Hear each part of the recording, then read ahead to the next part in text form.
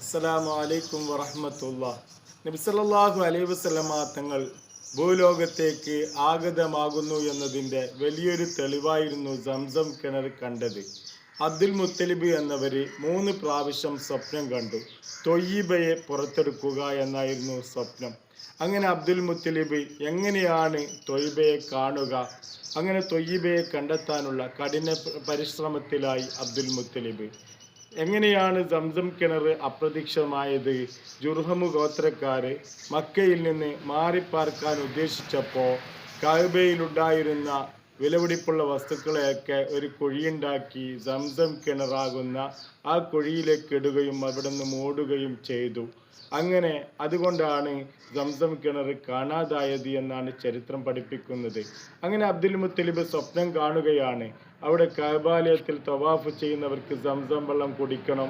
ഇങ്ങനെ കാരണമായിട്ട് സംസം വെള്ളം അറിയാനുള്ള ഒരു കാരണം, മുത്തുനബി അവസാനത്തെ നബിയാണ്. ആ നബി വരുന്നതിൻ്റെ അടയാളമായി സംസം കിണർ പുറത്തെടുക്കണം. അബ്ദുൽ മുത്തലിബിന് സ്വപ്നം കണ്ടപ്പോൾ അബ്ദുൽ മുത്തലിബ് ചോദിച്ചു, എങ്ങനെയാണ് സംസം കിണർ കാണാൻ വേണ്ടി കഴിയുക?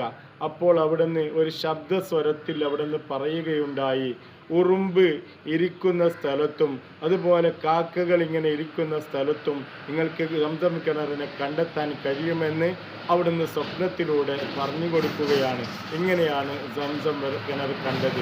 ഇത് മുത്തുനബിനെ പ്രസവിക്കുന്നതിൻ്റെ ഒരു അടയാളമായിരുന്നു എന്ന് ചരിത്രകാരന്മാർ പറയുന്നു. അസ്സലാമു അലൈക്കും വറഹ്മത്തുള്ളാഹി.